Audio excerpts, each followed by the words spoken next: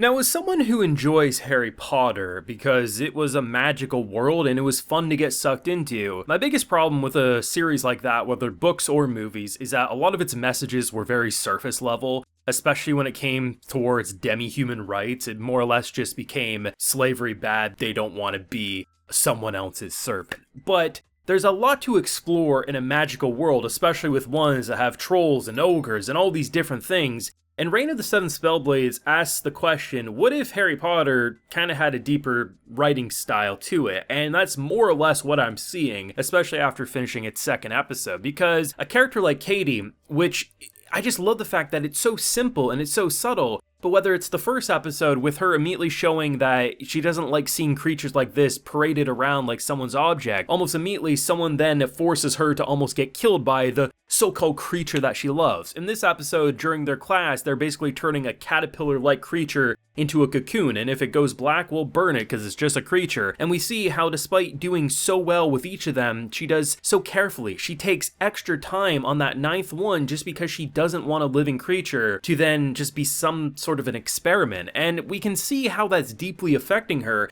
And because of a character written like this, we're actually exploring the world and the magical side of these creatures a lot more than what you typically see, whether in a series like Harry Potter or anything else like it. And I really appreciate the fact that whether it's the slow burn showing us the different magical classes to the actually interesting blend of swordplay meets magical spells and the explanation they give about how there was once a spellcaster who got bested by a non-magic user because of a blade. So since then, we now have both. Makes a lot of sense, right? So the idea of fighting with swords and then using spells on top of it, it's an interesting combat style, and then if you add in the extra mystery of who Oliver actually is as a person, I mean, the fact that he was ready to kill our girl and she was ready to kill him, it seems like he's running away from something dark, and honestly, the entirety of this show of what we've seen so far, a great intro hook, but episode 2 took it up a notch. The writing is clever, it's a lot deeper than I even was expecting, and I have to say, this one's gonna be a hit 100%. Now, full live reaction to the wonderful episode 2 that we just got here is available on my Patreon if you would like to see my full uncut thoughts as I watch today's, I think, even better episode than the first. It's over there if you're interested. Now, this show, I hear, is going to be a banger. Now, this was one of the most promoted and recommended light novels that you could possibly get recommended over on r/light novels on Reddit. Constantly, if you look at recommendations, almost always this one was brought up. Given that I am a huge fan of Alderman, I mean, I love what the author did with that, and it's still a damn shame that the anime never continued. Maybe this will give it a boost that it needs to. I like the fact that it takes all the magical wonder, whether it's the first episode almost immediately showing you the parade and all these different creatures, it just is like, wow, I want to be a part of it. But the idea that rather than going the route of, okay, this is simply a very surface level message about a girl who cares about all living things. No, it actually feels like the entirety of and the core of what we've experienced so far about this world is that demi-humans and their rights actually seemingly is going to be a very thought-provoking theme of this series. And Cady is a character who I normally wouldn't say would be my favorite character I've seen in the show so far, especially given that we have a pretty hefty supporting cast. I mean, there's more badass characters, there's more impressive characters, but I like the fact that whether it is just her simple remarks with the parade and then what ends up happening to her, or the fact that almost immediately when we're sitting in this class and we have this psycho, her teeth are razor sharp like shark teeth, her wardrobe sharp like shark teeth, she just seems like, I like kind of appreciate it, rather than going the crazy old woman who like is just really into bugs or something. No, she seems like a damn psychopath, and the idea of like showing what happens when they turn into the black cocoon just burns it, and you can see her like visibly upset, but it doesn't feel overblown in the way that like, oh, she's just some girl who thinks, they're not treating it as like, oh, she's looking at it as like, oh, we need to value ant life, right? No, it really does feel like, given what we've seen so far, like the magical creatures of this world just want to live, and then obviously we see how they get turned into just someone's plaything in a lot of ways, or, oh, it doesn't matter if we mess up our experiment, we just burn it and we move on, but clearly there's people like Cady who don't like that. And it's interesting to see the group that we've kind of built so far with this supporting cast, because I'm actually surprised by how well they've kind of introduced us to, like 6 characters that are kind of like in the friend group.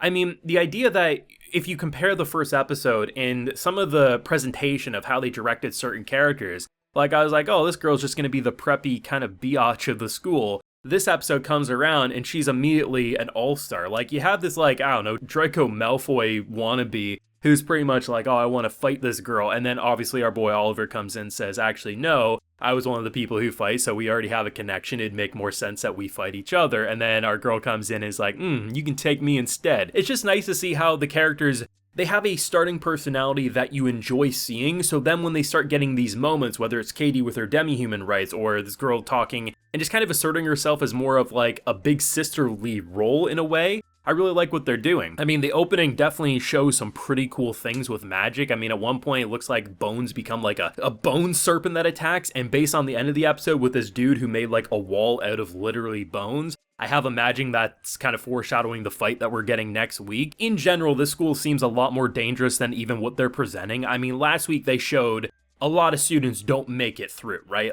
There is a pretty large fatality rate. However, I think that fatality rate is probably a lot worse than they present on surface level, especially given the fact that if you can casually get lost in the school and then murderous people just try to kill you right away. Like, it just seems like this place is messed up. But I think the things I'm most interested in is, of course, how they're going to continue to explore Katie and the themes that will surround her. But a character like Oliver or this girl Nananu, I mean, just, there's something there. She's clearly the scars, the desire, the smile of like, let's fight and not stop again. And I mean, literally, it was said like one of them would have died. They broke the limiters, and that's a clever thing they did. They put a spell, so if you try to attack, it's like a barrier. The fact that they broke through that and she wanted to continue the fight till the end, it's kind of psycho. And then clearly him getting so pissed off, almost like he's trying to run away from something. Like, where is the story truly going at the end of the day? I don't know, but the thing that really hooked us in is rather than rushing towards already a predictable end goal or outcome,